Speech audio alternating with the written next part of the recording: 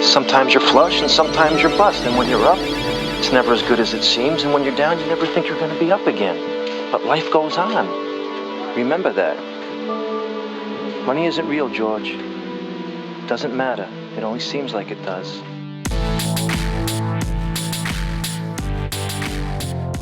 Let's go. Let's get in there. See, you don't have to be that loud. All right, man. Welcome to another episode of Staying in Trouble. Adam Short here. Eric Humes on your side. Right on, man. Here again, dude. It feels like we never left. I know. Feels great. Look good, feel good. Have a great day. Yeah, absolutely. So we have a wonderful guest here in the studio, Jessie Fields. Here. Thanks for having me on, guys. Oh, man, we appreciate you coming on. Jessie is, a bodybuilder? National level bodybuilder. I'm still amateur, so. Oh, well, that's a lot better than most. For sure. And where are you from originally? Originally born in South Carolina, but moved to Vegas from North Dakota. But we were talking a little bit earlier, small town North Dakota. Very, very small town. Like how many? The one town of a Native American reservation I lived on was around 3,000 of actual, locals, and then you had the oil field that was, a bit more, but yeah, it was very, very, very small. Probably 7 bars, 2 restaurants, and a casino. Wow. So did you work in the oil fields? Worked in the oil fields for about 10 years, from around 2006 up until 2016. Right on. You could get a little closer to that. And then right around 2013 is when I started the whole fitness journey. So. Right on. So wait, I got a few questions on the oil fields. Yeah, for sure. So that's like roughneck work. I was an actual roughneck. Yeah. Yeah. I roughnecked on a drilling rig from 2007ish up until 2016, and the only reason I left was because of the layoffs in the Saudi Arabia, price war with the oil. So Yeah. made it through about 3 years of layoffs, and then finally my number got called. So that's hard work. Extremely hard work, especially while trying to embark on a dieting fitness journey. Oh, absolutely. So how many hours are you putting in on a day on an oil rig? So the rig itself, once you're out there, it's a 2-week on, 2-week off situation. So once you're out there, you're there the whole time, 24 hours a day, living in like a FEMA style trailer with 6 other men, completely sardined. Whew. And the shifts are 12 hours, 6 to 6, but usually they carry over an hour or a little extra depending on what's going on the rig itself and how critical the operation is. But yeah, it's extremely the hours weren't as bad as the elements. It was -50, -60 degrees, 40-mile-an-hour winds. Yeah. It never really let up. And the wind up there is a little different. It's not so much like normal places where you get gust and, windy here. It's an entirely constant 40-mile-an-hour wind, like driving on the road with your head out the window. It that cold stop. out there. And it's like, oh man, it's hard to describe. Something you have to physically experience to get the respect for it. So you start your physical journey, and then you're living in, like what you said, a FEMA-style trailer. Exactly. With a bunch of guys probably not on a physical journey that you're starting Oh, on. exactly. And that's made it even tougher. Yeah, they're drinking beers, they're hanging out, they're eating like crap. If these guys, eat 1 steak a day and drink sodas the rest of the day and maybe a Hot Pocket, that's their day for 2 weeks. And mine was similar, except I was more of a gluttonous person. So okay. You're living so extreme, and you're literally can die every day, and that's on the back of your mind. So when you get a free second or whatever, you're just trying to be as comfortable as possible, to ease your mind and, stuff your face and get full. And, combine that with just being uneducated on anything with nutrition, it's a time bomb for, really bad health and your physical fitness being out the window. Because we worked really, really hard. I was an extremely strong guy and tough. But as far as being functional, it was zero, Okay, so explain or help us understand the physical state you were in then, and then what drove you to say, hey, I'm done living this way. I'm going to start making a change. Well, so when I started on the rig, I initially lost about 30 pounds just from the workload. And in my mind, I'm thinking, wow, I'm going to be, I thought I was jacked then. I'm like, I'm a roughneck, and I lost 30 pounds. I'm unstoppable. I can eat what I want, do what I want. I work so hard, it don't matter. Just like most people now, it's like they work hard. They don't want to get off work and do anything else physical because they're justified their workday. And as the years went by, you always just hear people saying, oh, you're a big guy, oh, you're a healthy guy. And so I wasn't real sloppy, as far as my physical state, but I was real husky. I was very thick, almost like I would say like a lumberjack style body. There's real like a barrel, super tight, and pressure. Probably my blood pressure was, I couldn't imagine what it was then. So after the years went by, it started creeping up because of I was easily averaging, and no exaggeration, around 10,000 calories a day of just garbage. And I look back, and I've told people many times, at least for a 2 or 3 year stint, I didn't drink water, period. No, just direct water. I'm sure from the sodas and the teas and drinks in general, I obviously got water, but drinking you couldn't pay me to drink water. I wouldn't. Really? For at minimum 2 to 3 years. So at the end of the 2012 year, we was on a New Year's Eve celebration at a local bar, just regular eating cheese curds, eating junk, drinking beer, and took pictures. The next day, I saw the picture, and I'm sort of leaned over the table to be in the picture with my friends, and it just hit me that it was like, you see this big old hog leg and these giant arms in this sweater, and the New Year's hat, there was like a top hat, but my damn head was so big, it looked like a thimble on my head. And so when I was seeing that, I said, this isn't who I want to be. This isn't the person I want to walk around this world and be seen as. And that's when the sort of the gear started turning as far as wanting to change. But, I had life going on, work going on, so I didn't really apply it. What made me start to apply it was when the Baltimore Ravens actually went to the Super Bowl in 2012. Ray Lewis was my childhood idol, and he was on his retirement year campaign, and he was just preaching to the choir to everybody just be fired up and ready to go. And so I actually flew to Baltimore for the Super Bowl that year. And with all this still in my mind, I hadn't really committed to anything at all. I was huge, 320, 30 pounds. Got to Baltimore and sort of got that taste of seeing normal life not from the oil field and in the city. And I just looked around the bar that we were at, private bar at this party, and just saw people just from a different walk of life having fun and experiencing things. And I'm like, I'm definitely not where I want to be. I want to change. And so all the hype was over. We won the Super Bowl, and I'm on cloud 9 flying back to Minneapolis. And I remember thinking in my head, when I get to the rig, this is when it all starts. So landed in Minneapolis, drove all the way back. It's about a 12-hour drive back to Minot, North Dakota.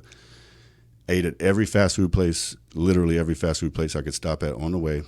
Once I got home, went to the rig the next day, and that's when it all started. Never ate anything fast food ever since.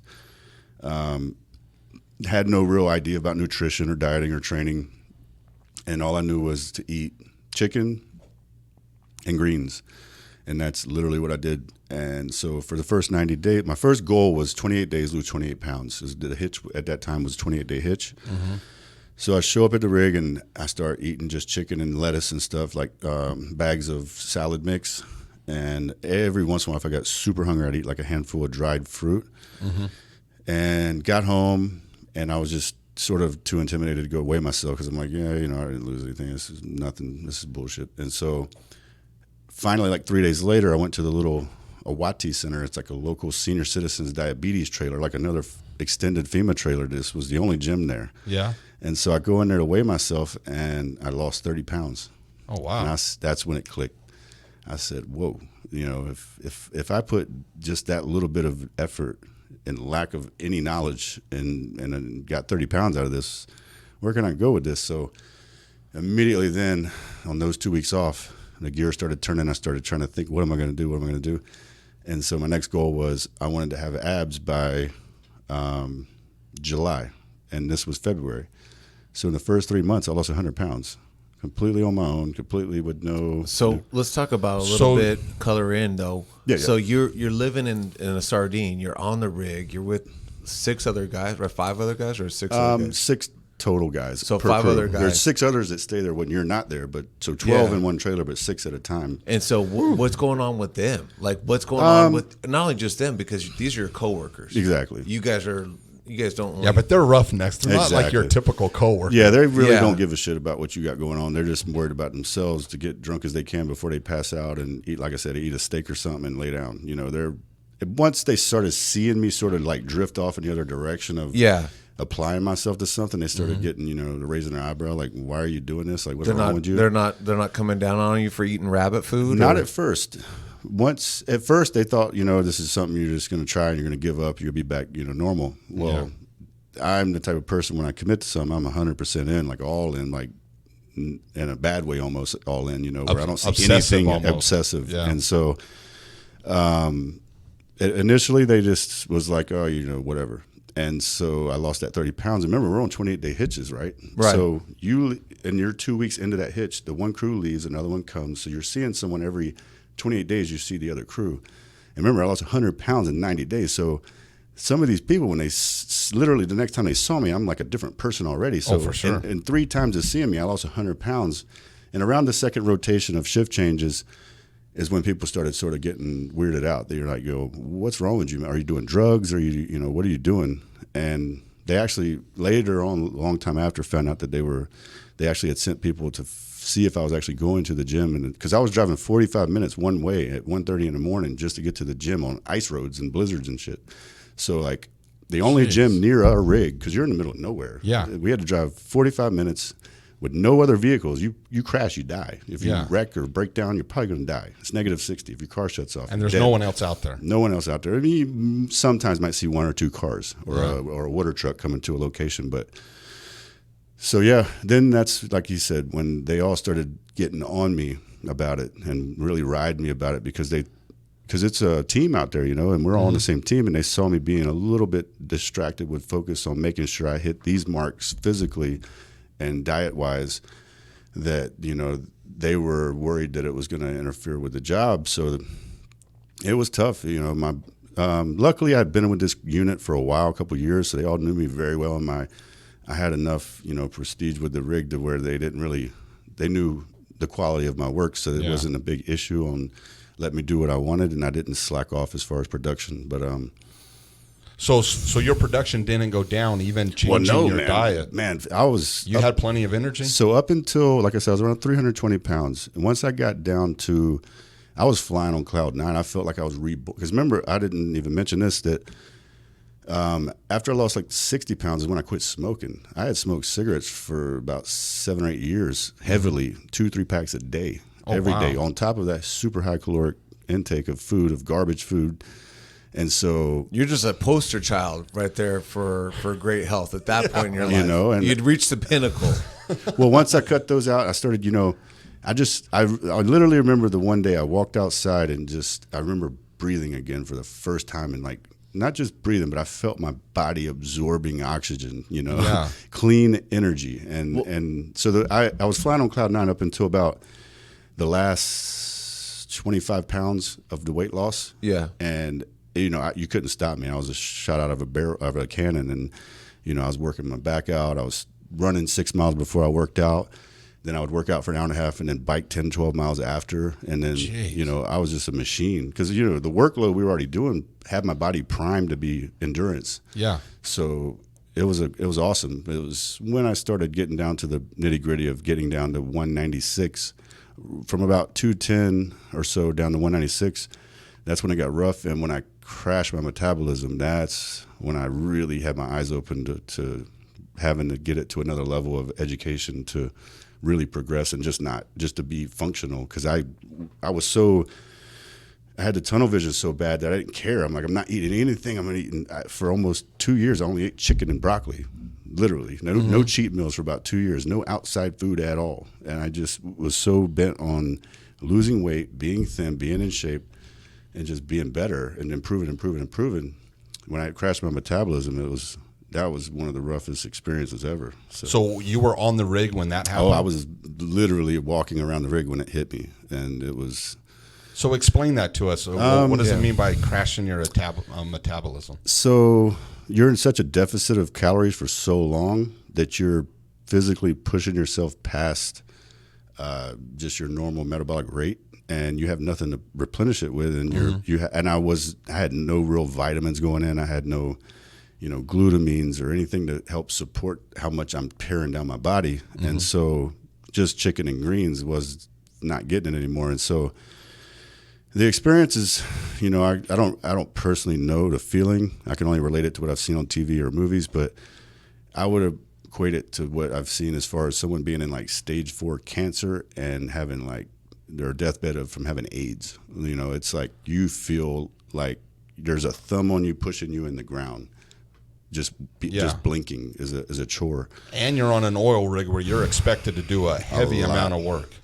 And at any minute, it could go from hard work to like deadly extreme work. you know? So that casual work is hard work. Any minute if something major goes wrong, it could be such a demand, and it freaked me out. And that's when I realized I needed to get a hold of coaches and get a nutritional plan in place and really be smart about this. And I was just so mentally, it was sort of like a recovering addict, you know. In my mind, I'm like, I know I need to eat, but I just could not get myself to eat any food because I knew, well, if I eat this, I'm going to get fat. I'm going to go back the other way. I'm going to, relapse kind of thing. I'm going to just go off the deep end. Yeah. Because I couldn't see anything else. I didn't want to quit on myself. That was what drove me the whole time, was like, don't quit on yourself. No matter how hard it gets, keep going, hit your goal. And so trying to then break out of that mindset was a challenge in itself. But yeah, that was when I lost that 100 pounds in about 90 days, and I had abs by July. So you get your abs. How long from there to you coming down here to Vegas, or what was the next step? Like you stayed on the oil rig and you kept working there and you kept doing that. So I would say it was about a year and a half after crashing my metabolism, getting involved with, national level coaches and dietary coaches and trainers and stuff to get me on my way, as far as now actually educating myself on how to keep this going and actually grow out of it, and but still keep my physical shape. Because I didn't, like you said, like, what now? That was was the wake up call. It's like, oh, like, I have no more fat to lose. What the hell am I going to do now? Well, also, Jesse, going back to your crew that's around you, did you take anyone with you? Did other guys are like, dude, I mean, that's such a dramatic change. You throw in the smoking, you throw in the steaks, you throw in the fat. I just can imagine the fat calories that are rolling downhill. Did your other team members go, dude, you've got to be, you're just, like you said, you shot out of a cannon. I bet when you're in that mentality, I bet it's hard to see, hey, you know what? Maybe I could run 5 miles. Maybe I could actually do stuff like that. Did any of your team members, is that where maybe some of the coaching came from? No, so they actually was very little support from anyone on the rig. I did have one friend who I will never forget, because he literally went to the gym. Well, it ended up being another guy later on, but the first guy just initially getting started, because like I said, I found that local 45 minutes away gym. That's crazy. And so remember, they were on a 12-hour schedule, plus the 45-minute drive, plus the hour and a half training, plus the hour of cardio. So now you're talking all that, add that up, it's left me with about 4.5 hours maybe 5 hours of sleep a night. So I'd get off the rig 6 to 7:30 p.m., try to throw down one last meal, wash my back as quick as I could, jump in the bed as quick as I could, wake up at 1:30 a.m., drive to the local gym, and then, pray to God I didn't slide off the roads or something like that, or whatever I was dealing with, and then come back to the rig, try to eat another meal, get dressed, go to a safety meeting, and be ready for the rig at 6 a.m. and do it all over again. Every minute of the day was accounted for, every single minute. There was no room for, not being prepared. And that was the main thing, was finding a way to find myself being prepared for any scenario, which played great because I had so much experience on the rig that I knew the intricacies of everything and how it went. And as much as it's chaotic, there's like a little bit of patterns in the chaos. And I had so much experience at that time with doing it that I luckily was able to, because if you was fresh to a rig, there's no way you would do it. There's no way. No, not only would they not let you do it, but you wouldn't be able to think ahead enough to be prepared to have the nutrition, or at least the bare minimum nutrition, to keep yourself moving through that workload. Yeah. So I would cook all like 180 meals for myself the day before I drive to the rig, freeze half of them, eat the unthawed ones for about a week, and then the other half the second week that I'd take out of the freezer.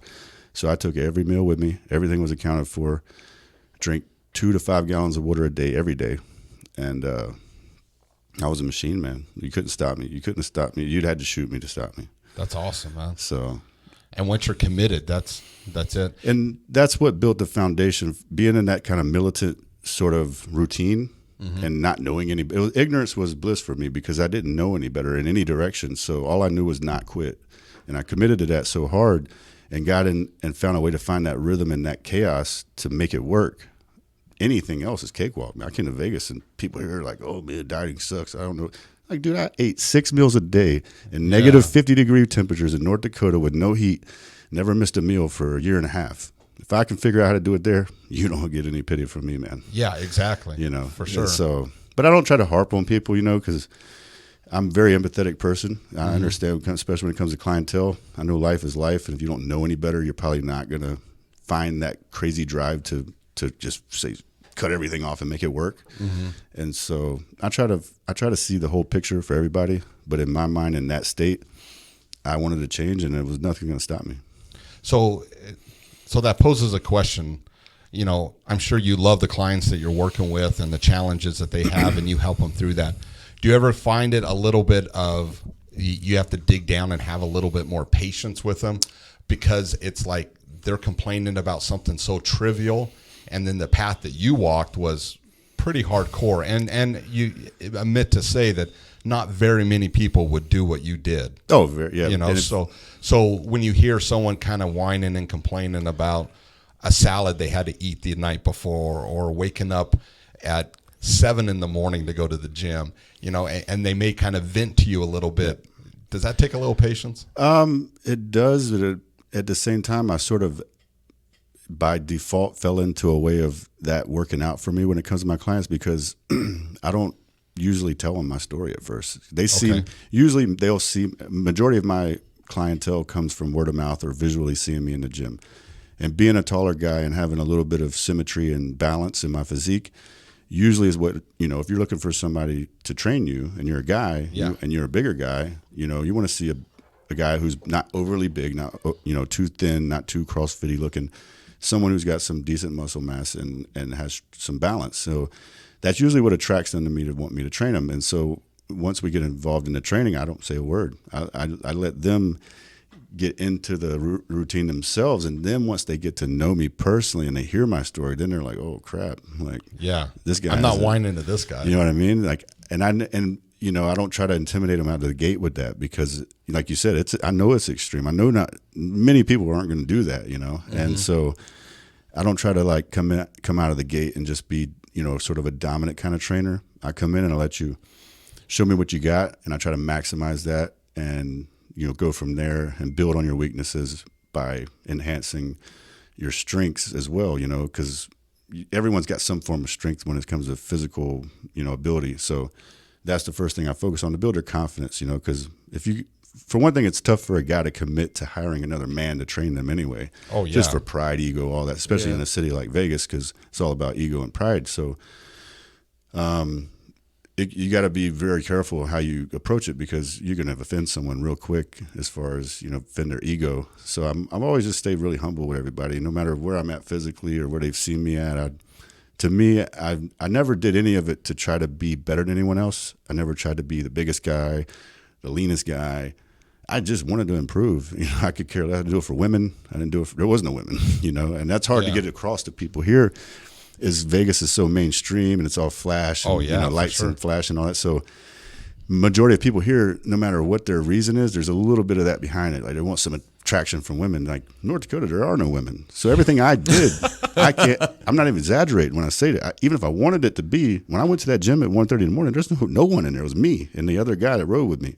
Yeah. That was it. There was no one else. So most people can't understand. They're like, then why'd you do it? I'm like, because I just wanted to get better as a person, you know. And as I saw it happening, I'm like, I just wanted to see where my potential would go if I just put everything in it, you know. So when you got to that potential that you wanted, you were feeling pretty good about it. What made you go from that to becoming a trainer? Did you have this urge to try to help other people? You saw the need, or I don't know. Maybe you came down here to Vegas at that time. I actually, what led you to Vegas? Because I mean, my stepdad was from South Dakota, and you know I know how his journey, you know, got here to Vegas, and everyone's got a story.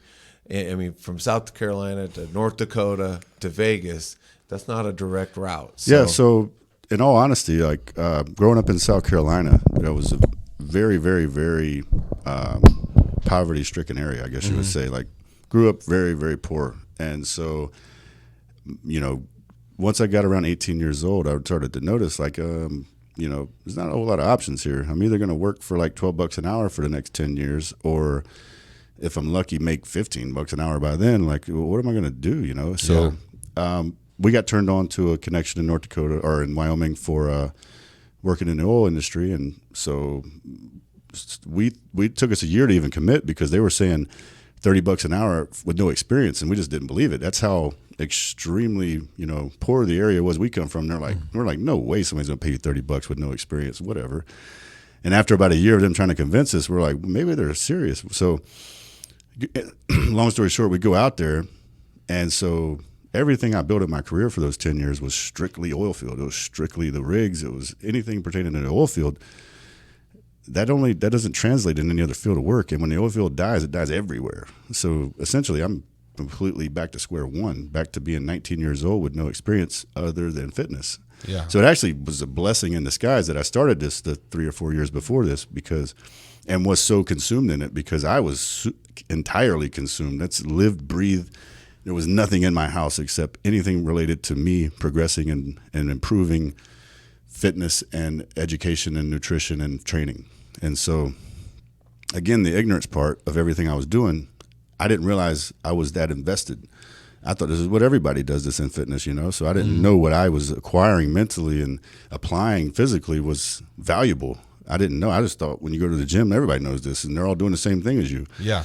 And so it did take me seeing Vegas and understanding, like, okay, well, what I know and what I'm applying is actually valuable. You know, there's people who are successful in some other form of life that just haven't had the time to build this knowledge about what I'm doing. And so then it was just a conflict of sales, because I've never been a good salesman, and I didn't know how to put a price on, you know, for what I know. And so it was not planned, but as soon as I started doing it, I knew it was what my passion was. I knew it was everything that I did was for that, because I'm an extremely empathetic person, and working with senior citizens and stuff, and, you know, younger kids sometimes, where you actually see your applied training change their life in some way, and see them like find some form of happiness that they never experienced. They're, you know, millionaires. You know, I trained a millionaire or something like that, and somebody like me that came from nothing and worked in the oil field for 10 years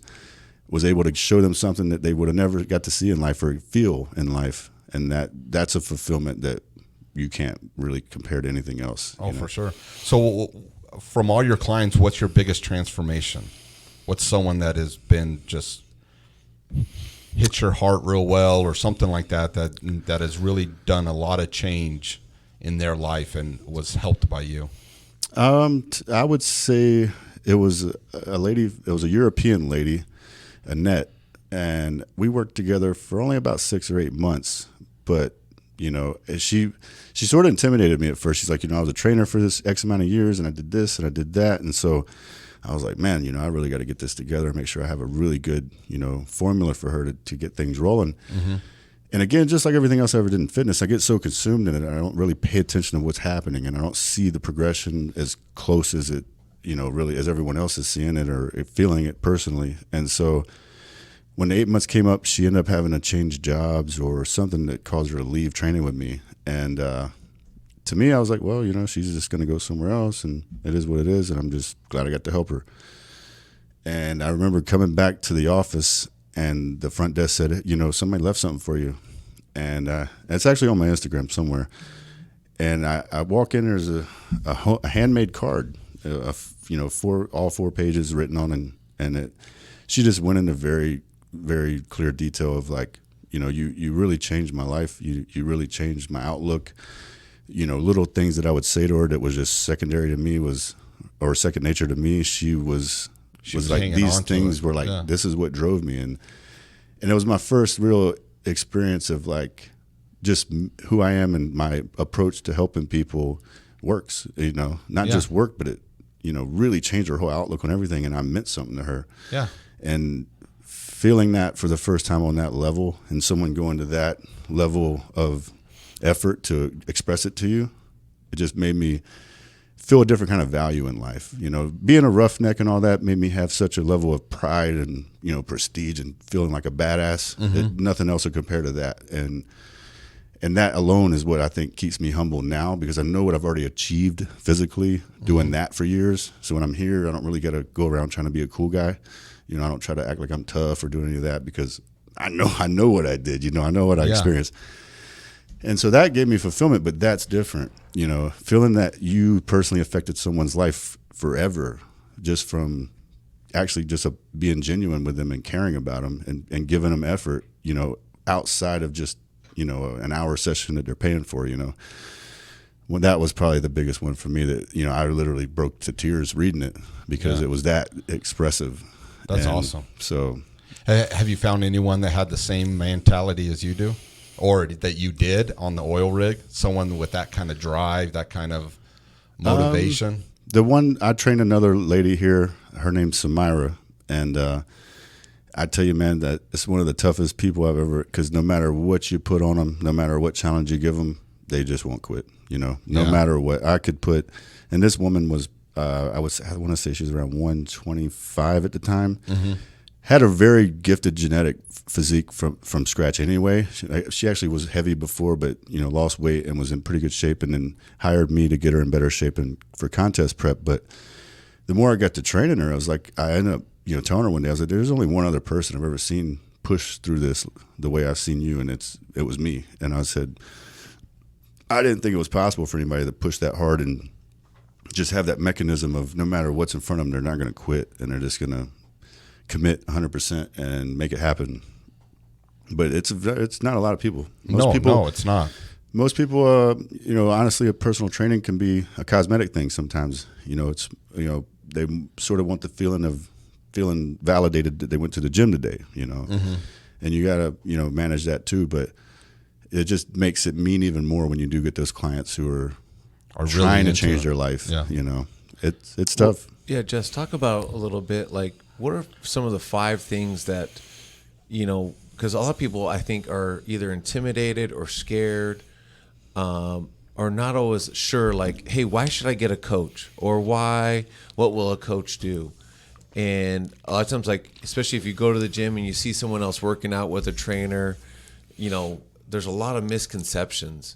And so, you know, reach out to some of our audience members who may be like, you know what, I've always wondered about a trainer, but like, what does that person really do? Do they just give out the exercises? Are you just reading it from a book? So it sounds like, because you work with, like you said, a myriad of people, like, give us a glimpse into, like, what's going on when you first meet the person. Like, what are some of the needs that you're trying to identify? So I would say if I'm looking into getting a personal trainer, you know, around 5 reasons I would say would be, first off, just to eliminate time. Like, you're going to spend a lot of time, especially if you have a busy lifestyle. You can waste a lot of time, you know, punching the wall and never figuring anything out, spinning your wheels.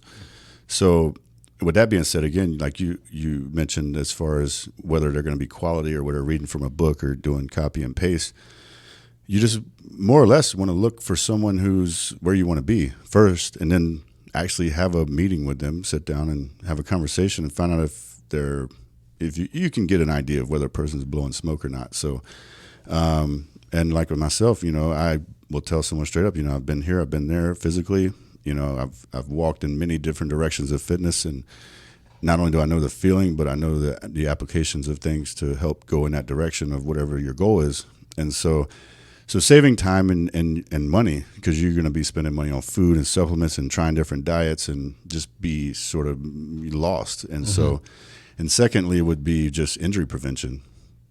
Again, something that was a major risk for me was on the rig. I wanted to ask you about that. And that was a blessing in disguise as well, as far as the ignorance thing. I was so ignorant to what training was and how to, you know, before I had all the knowledge, all I knew was I got to protect my career. And I can't get injured. So I got to find out how to make progress, develop my body, not get injured. So that sort of funneled me into this type of training style and an approach that was exactly what you would do once you get all the information and knowledge. And as you're moving down the pages of the books of learning, you're like, well, I sort of already accidentally did all this, by necessity.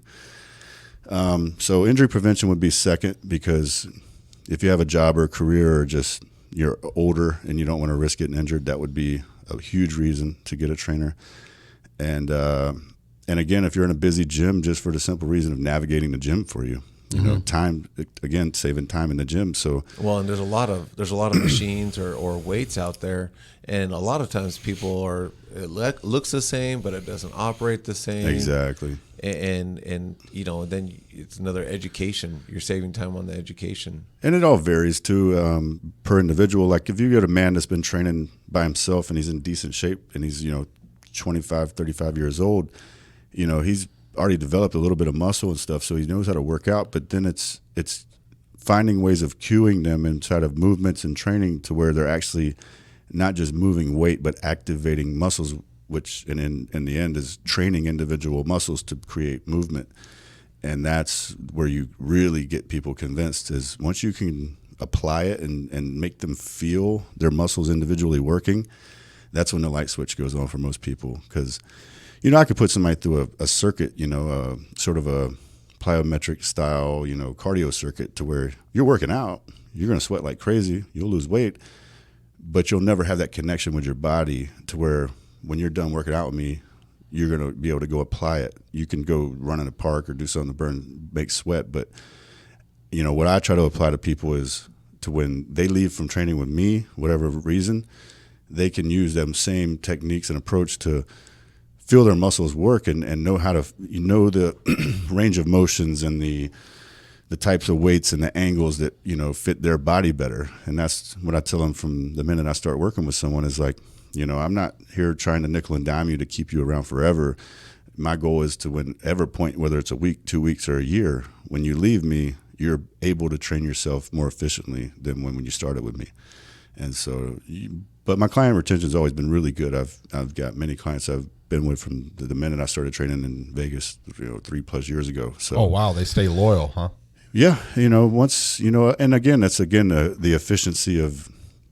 A lot of these people are professionals, so they have a day-to-day routine, and what created this level of success in whatever profession they're in was their routine. Mm-hmm. So now that they're incorporating this training of whatever they have going on, it becomes their routine. And if it's quality and you're providing a quality product to them, there's no reason for them to break the routine, because that's part of their development in their own journey, outside of fitness. And they just wanted the fitness thing just something their doctor said, or they just don't like what they see in the mirror, or they just want to be a little stronger, or they just want some attention, whatever it is. But, there's so many different reasons, but the main ones would be saving time, being more efficient in your training, and injury prevention is the most important for me, I would say. And but at the same time, there's a lot of women who are intimidated by the gym. And in some of these big box gyms here, you have a lot of creepy guys who are just going to the gym to try to hit on women. So having a trainer for a woman sometimes is sort of safety for them. It keeps people from approaching them, because not many guys are going to come up and try to hit on you when you're with a personal trainer. So it's like a bodyguard slash. In a way, yeah. I've had women hire me just for that. They know how to work out pretty good. They do learn more, and I refine them a little more. But they're like, hey, I've never even worked out up here before, because I'm so overwhelmed by the guys who just try to approach and just sort of take me out of my focus. And so, well, the one thing I've always noticed in the gym, and I always like when I lift, sometimes I'll bring a buddy with me, because it's nice to have an extra set of eyes on your form. Exactly. There's a lot of exercises by naturally you want to put your head down. Exactly. But by putting your head up, all of a sudden it changes everything. Exactly. And you're feeling things in your shoulders or something else that is completely different. And then when I learn all that, I start looking at other people and I see their form and stuff, and I just like, oh man, dude, that just looks horrible. Or it looks like they're going to hurt themselves. They're whipping, they're moving, but then again, I would never walk up to someone and like a stranger, because exactly then it becomes a pride it's issue. It's an ego and pride. And I don't either. There's some trainers who will approach random people and try to correct them, but I try to steer away from that, because not only that, but even if someone's doing something, I mean, if it's really bad to where I know they can really be hurt, I will sort of try to, get their attention in some way, even if it's off topic. But normally, just like with my story, like, you don't know what that person's going through. That he might be going to the gym just to burn off steam. He might want to go over here and just be throwing the cables around just to get off energy, so he don't go attack someone.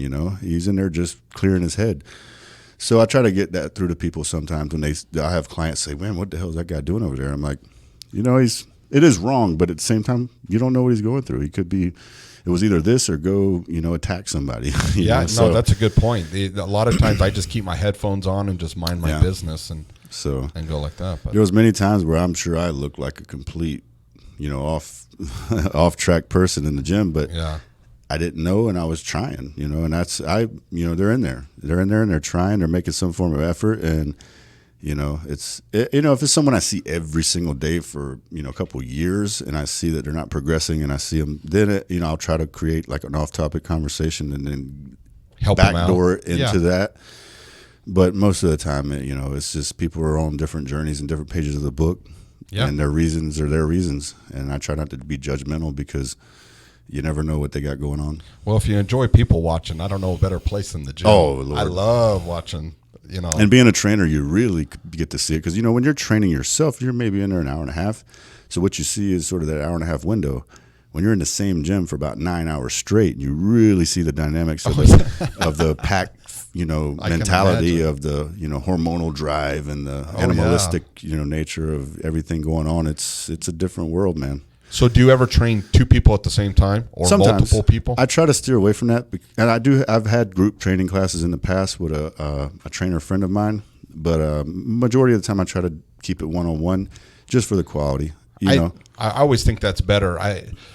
I go to the LVAC, the new one on wellness, the one that just opened up, and I'm there early in the morning. And there's one trainer in there, and he'll have, I swear, 6 or 7 people in there, all doing different, and he's moving. I mean, he's not staying in one spot, and he's getting them to do this, and maybe he'll have 3 of them doing kind of the same exercise. And I'm impressed by it, but at the same time, I'm thinking, are they all paying full price for this? They're not. If I'm paying full price, if I'm hiring you as a trainer for that hour, exactly, you kind of belong to me. Exactly. And hey, Adam, if you had 3 other people. I know that trainer, and no, you're not. He actually, they do the group training for a little bit discount. He starts personal, private, and then he lets them gravitate to group for the same reason that Jesse's talking about is, he wants people to progress. And even like you talked about your own journey, how you progressed, it clicked here first. Exactly. And so well, I guess if the people sign up for it and they agree, like, hey, I'm a group of 7 people that's going to meet at 6:00 in the gym. I get it. I've always wanted to ask him, but I don't want to question his business ethics. In the beginning, I had the same mentality. I was confused at why I was looking at it as if the trainers that take that approach were sort of gouging in a way. It's like, they're taking advantage of people who need help.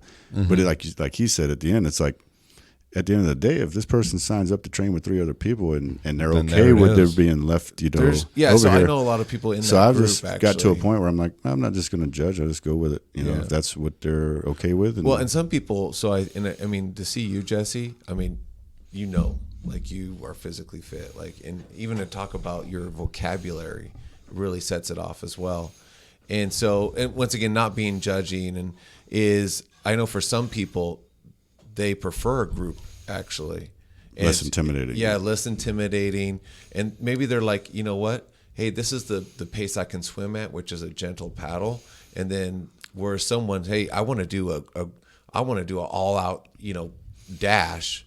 I need 100% of it, Jesse. Yeah. And then other people are like, you know what? Because if you're not doing the diet, it doesn't matter how much exercise you're doing. Exactly. You talked about your dedication to the chicken and broccoli, and how much prep. I mean, a lot of people talk about doing meal prep. You did extreme. You did extreme. I was meal extreme, prep. man. That should be the show. I was super Jesse's extreme meal prep. Yeah, right. In 60-degree under weather. Right. Looking back, man, it's crazy. And so sounds crazy. Yeah, so I know, but to let you, I mean, Adam, just so you know, that group, they actually do it for a lot. Maybe they can't afford 100% of Jesse, yep. Yeah, and so they get discount. Or you know what, they're at a place where they're like, hey, I can't This is all they can do. Well, and I got to give it to them. They're in there every morning. That's the so thing. Whatever it is, it's working. He's in there. He's all over the place. They're all happy. They all look like they're enjoying themselves. So it's like I'm not hating on it. I was just wondering. No, for sure. And that's just like I said. I went through the same sort of thought process on that in the beginning when I first started training, because I was so focused on giving 100% to people. When I saw a trainer not giving 100%, I initially wanted to say, why is this guy not giving 100%? But then at the end of the day, business, if you're a smart business-minded trainer more than you are a trying to be, personally in tune with your client, that's the smartest thing. I mean, that guy is probably way more financially successful in training than me, because he's taking that approach. And I'm sure he cares at the same time. He's not just like I initially thought way back when I started, was that he's just trying to, gouge money.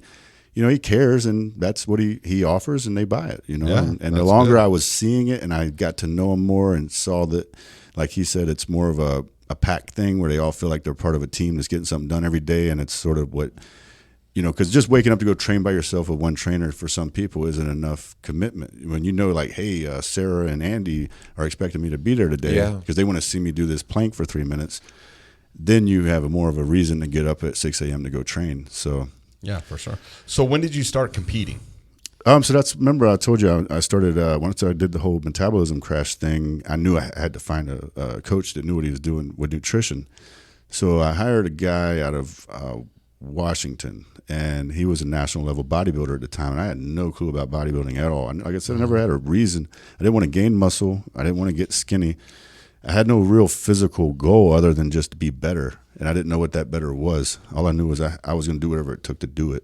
And so anyway, when I hired him and sent him pictures, he's like, go to a restaurant right now and just eat. And I was like, what? He's like, just eat steak, potatoes, blah, blah, blah. I'm like, no, I can't do that. He's like, you need to eat, dude. You're so malnutrition right now. You need to get some nutrients in your body. So anyway, I went, and for the first time in like 2 years, I had steak and potatoes and not coleslaw. Coleslaw sounds delicious to me. What was the cottage cheese? First time I hated cottage cheese, but I was so starved at that moment. When I had cottage cheese, it was like the greatest thing on earth, and now I love it. So anyway, he got me into nutrition. He started the diet he gave me, which is another reason why I sort of backdoored myself into being so good at doing the whole bodybuilding style dieting, was because I would push myself to the extreme without even knowing what I was doing and what other people do to be physically fit. So when he gave me the real diet, it was like triple the food I was already eating. And I was living on cloud nine again, where some people with this diet would be like the worst thing on earth to have to commit to. I was like, man, I'll eat this every day forever. And so he started feeding me, and I started actually shaping up a little, looking like I was going to be alive a little while. And so next thing you know, I got really, really lean and in good shape. And he's like, so what are you going to do now? And I said, don't know. What do you think? And he said, why don't you do a show? And I was like, because I'd never been in public with my shirt off, ever. I was never super insecure. I just didn't want to be out with my shirt off. And it was 40 below where you were at. Yeah. I forget to tell people that part. But he's like, do a show. And I'm like, no way. But at the time, again, I was sort of I didn't have a lot of social skills at the time, as far as had a social anxiety to a certain extent, and I just wasn't good in public settings at all, and social settings of any kind of people I don't know. And so at the time, like I said, I was trying to improve in all areas of life, and I looked at it as like, well, if there's anything that's this is the biggest thing I'm scared of, so I'm gonna dive right in. And so I committed, and I was like, well, I got 12 weeks to get ready to be in, not only with my shirt off for the first time, but in front of people literally judging you. And so not just shirt off, but you're like in your underwear. Well, that was men's physique, so you do have the long shorts. Okay. And so it's sort of like the beginner's bodybuilding. Okay. So I did the 12-week prep, got in great shape, and do they spray your skin down in that dark? Went through that whole experience for the first time. And please explain to me why they do that. So the dark tan is just to make it an even playing field, because you have different races, nationalities, and skin tones. So skin tone and the color of your skin can hide or shine the definition of your physique. So you make it an even playing field, make everyone the same color. Yeah, and you're not ginger enough to know that. I've known. Yeah, yeah. When you grow up ginger, You know these things. Yeah. That's No, the first thing they ask you. I've been to Mr. Olympia. I've gone to the competition. I've watched them, and I've always wondered why. I mean, that and the you're- lights are you're so talking bright. dark. I mean, like it is a dark like. The lights are so bright too that no matter what, even if you're a black man with good skin tone, you still will wash out your physique. And you know, some of these details in your abdominals and legs and back under a really bright light, it'll just look like you're in good shape. But when you put that texture on there, that coat of color tint, on yeah. the tint, you really see every line. And so that now, makes whether perfect you're sense. a ginger or a black guy, you're going to have an even playing field of competitive, contests. I get it. So See, I learned something. You didn't know that? No, like that, dude. I'm How sorry. long you been going to the gym? That's not something you talk I've about. always at the been pretty gym. I'm not at the surprised. gym talking about spray tans. I've always been surprised at how many people ask that too. But again, I wasn't never outside of the loop looking in since I've been in the loop. So I never knew that would be a question, No, Yeah. I've always wondered that. But a lot of people ask that, like, why is the tan so dark? And so, yeah. But so, I did that and I got hooked. Because Yeah. then it set the fire of like, okay, now I know something. I can really max this out now. Like there's no limit to where I can do now. Like you gave me the whole book now, and I can do what I want. And so I was about 196 or so, I think, the first time I competed, lean, and about probably 7 to 8% body fat, and so from there competed, I think, 3 times in men's physique, and then I was like, hey, this is not for me. You got to have like a certain energy and a certain type of swag of whatever to be on stage and present yourself and have a little bit of ego. And I never really had an ego. I never really, like I said, no matter how good a shape I was in, I always felt like I could be better, and there's someone better than me. I never thought of it as like I'm in the best shape of anybody around me. Yeah. I was just, no matter how, even being on a national stage, placing top 5. I didn't walk off the stage happy. I walked off the stage like I didn't do enough, Yeah, And I so understand. after that, I was going to stop. And that's the same, that's that same mentality though, when we get, when I talk to professional athletes or even other professionals, that same driving force is dangerous. It's dangerous, but it's also something you can't coach. That's I can't put that in a cup and hand it to you. No. And I think that's something that you see a lot of times. You talk about, hey, when the gear clicks, when they see the vision, and even your nutritionist even talked to me. He said, hey, okay, I got you to this point. What now? Now what do you want to do? Yeah. And that eventually, even as a trainer, like you want to you want to get them to where they're aware of their own bodies and get there. But you said, like, on the other hand, you've had clients for over 3 years. Exactly. And so for them, they are where they want to be. And then for your other clients, like you're talking about for yourself, when you're like, hey, I have that self-driving. And that's something in life that, you can never coach that. You can only try to, like, I think I like the way you described it. You can only light it or give someone like, hey, this is the book, or this is the firewood. Now it's up to you to light it. Well, and that's the thing. To expand on that more is, so when I have a super successful client of some other walk of life, whatever they're doing, they've got some great level of success, but they have zero when it comes to fitness or anything to do with dietary approach. And so I've had them sit me down and be like, what's the secret? What's the secret? And I'm like, the only thing I can ever get through to them, and usually it helps. I mean, there's always different people you got to convince, but usually what I get through to people is when I I sit down with them, and it's, say, some business owner, multimillionaire guy, and he'll be like, what's the secret? What'd you do that was this and that? What is it? How do I do this? And I said, look, man, look where we're at. This is your building. You've created this from nothing. You literally created your whole business and your lifestyle and success from nothing. You found a way to do that, right? And he was like, yeah, it was a lot of work. And I said, okay, so what was it that made you work all those hours, stay up, all those nights, and never quit and make this happen? And I say, well, whatever that was, you just got to translate that into a different direction. You apply the same approach and the same meaning to what that is. And I said, and you'll find out real fast if this is what means something to you or not. Because if fitness means something to you, you've already shown you can do something. You can apply yourself to achieve a great level of success. And there's nothing different between the two except changing the direction of your energy. And that's when you, like I said, you'll find out real fast if what their fitness goals are, or if it's a cosmetic sort of thing they want to do to look cool for a minute, or if it's something they really want to change their life and improve as a person. And if they do, that little bit of insight sort of makes them really click and commit harder, you know, because they get that wake up like, oh, damn, you know. Yeah, for You sure. got a point. I've already done a lot over here. There's no reason I can't do it over here. So sometimes that's already in the person. It's to You me, just it's in gotta everybody. bring it out. Every time it's there. And that's what I've said. He's just got to coach From it the out. minute I lost that weight, that's why I said my goals were never to be better than anyone else, because walking the walk of everything I've done, all it showed me was that this is something anyone can do. I never looked at it as like, oh, only I can do this because I'm better than everybody. I looked at it as like, if I did this, on an oil rig. anyone can do this. Yeah. You just got to find the reason to do it. And if you really want to do it.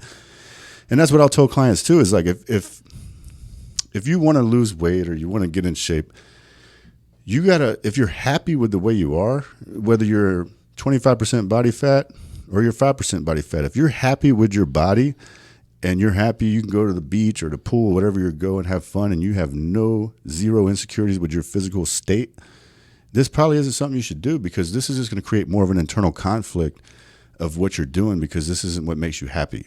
If you look in the mirror and you're not comfortable with yourself, you have to find a way to fix that, because you'll never be truly happy no matter how much money you achieve or who you're married to or what you're doing, because you're never going to be happy with who you're looking at in the mirror.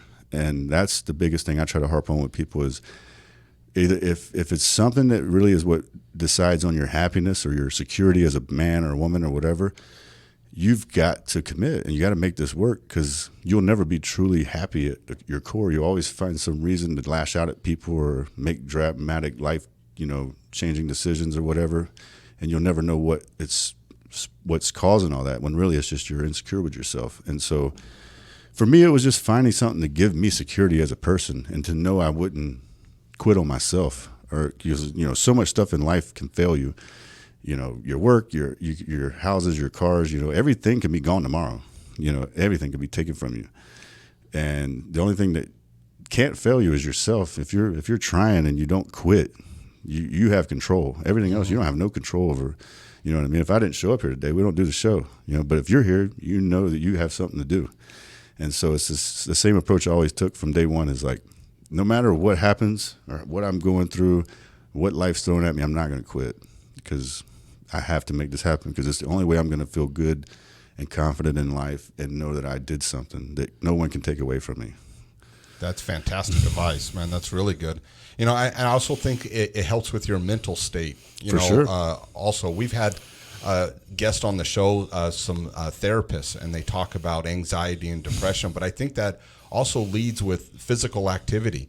A lot of people that have a lot of mental issues sometimes are not in shape physically. And if they get in shape physically, they can conquer some of their mental issues that are bothering them also. And it goes hand in hand. I definitely believe Well, that. again, it's the thing. And there's a lot of things I deal with the professionals, clients of mine, is their lives and day-to-day business is so chaotic, and they have no real actual control. And if they get too consumed in that, and they just start eating out of the bag or eating out of the store and winging every day on everything except business, they really lose themselves, and then they get into some mental funk, whether it's anxiety, depression, blah blah, for sure. or alcoholism, whatever. Even if it's just basic training with a trainer, you already subconsciously put that mechanism in there that I did something productive today, and you're building on that. No matter how successful they are in whatever they're doing, in this other area they're not, and that's building subconsciously. So they have these doubts, these fears, these insecurities, anxieties. The more that every day they take a little piece, a little more brick, one more brick in the wall, and they're building this production value of life, and then they start seeing it in the mirror, and then they realize real fast you're conquering the man in the mirror. No one can take that from you. Your business, all that other stuff, you can be gone tomorrow. Your stocks crash, everything's over. But they can't take that away. That's something that, like you said, helps your subconscious mental state.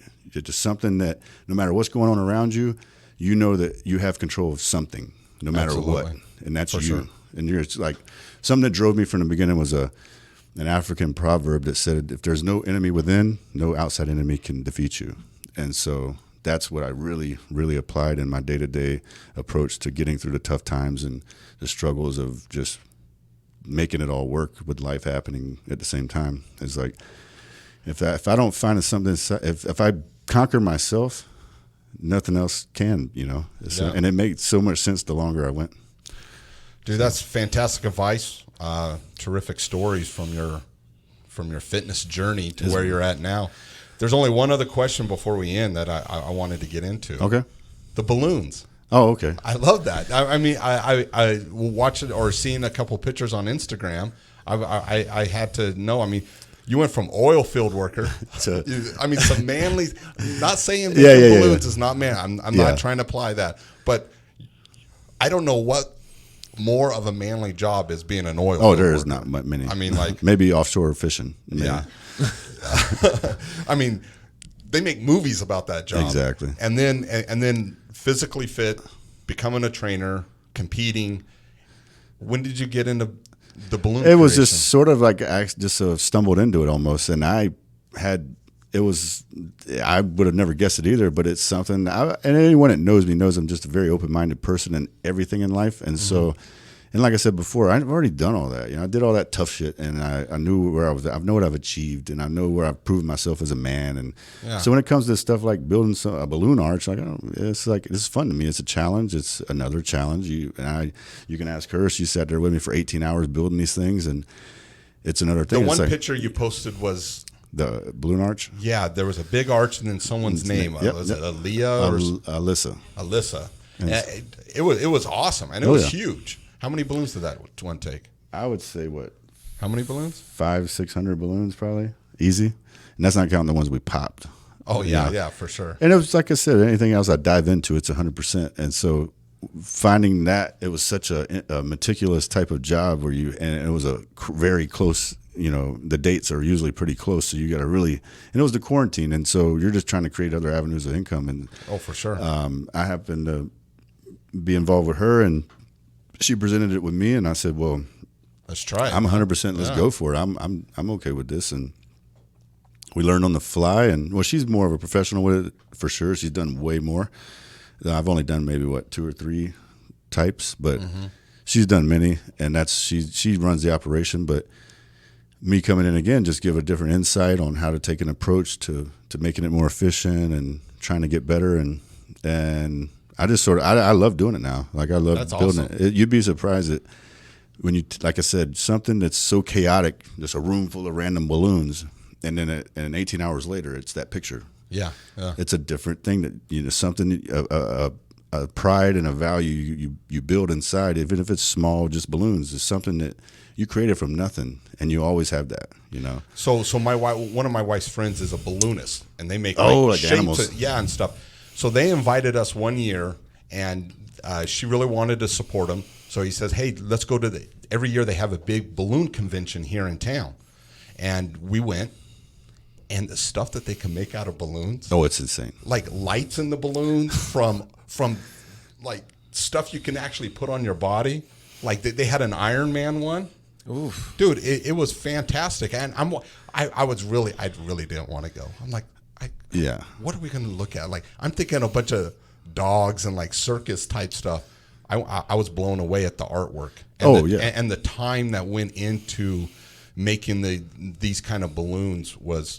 It was kind of neat. Your fingers will be so raw from just the tying of the knots and the twisting of the balloons, and it's a challenge. It's extreme. I mean, it looks like just some balloons together, but it's not easy. It's very tough. And ours wasn't a very complex type of arrangement, but like you saw at that convention, there's some crazy stuff these guys put together. And again, it's just trial and error and applying different techniques and applications of different tapes and glues and types of air and amounts of air, the size of balloons, brands of balloons, all of those things you got to just sort of trial and error over Next time you got to put some lights in the arch, have them flashing or something. We literally finished that arch 15 minutes before guests arrived for the party. Oh, really? That's how close we cut it. Wow. Yeah, but my wife just got done making one. Matter of fact, I got to head over there right after this. My daughter just graduated high school, and so she's having a graduation party being at Taco Tuesday. So she made a cactus. I think she sent me a picture, but she made a full cactus out of balloons. Nice. And so she was pretty proud of it. And matter of fact, when I told her that you were coming on the show, she goes, "You think they can do a balloon for us?" I'm like, "I don't know if it's short notice. That's way short notice." And I thought, I don't know. She goes, "You know what? I'm going to try it myself." Because she's the same way. Yeah. She puts her mind to something and she's just going to go for it. Yeah, 100%. So she went on YouTube, figured it out, and I have to find that picture. I'll have to show you. Well, where she messed up was letting me be out there trying to quote jobs. So not only did I quote it very wrong, but I also took the challenge of the time gap on me being headstrong. Like, oh, yeah, I'll do it and whatever. We'll make it work. I told her, I'm like, oh, we can do this 6 to 8 hours. It turned into 18 hours. We had like 3 hours of sleep, finished 15 minutes before they got there. And so I was like, I'm going to let you stick to the bookings and the quotes here. You were so tired. We ended up working for like $10 an hour. You know what I mean? It wasn't very good for us. So it was like you were back on the oil rig. Exactly, yeah. Man, Jesse, thank you so much for coming on the show, sure, I appreciate sharing your story. Down in the link in the bio of this podcast, I'm going to put all your information so people could contact you or hit you up on your Instagram or email or anything like that.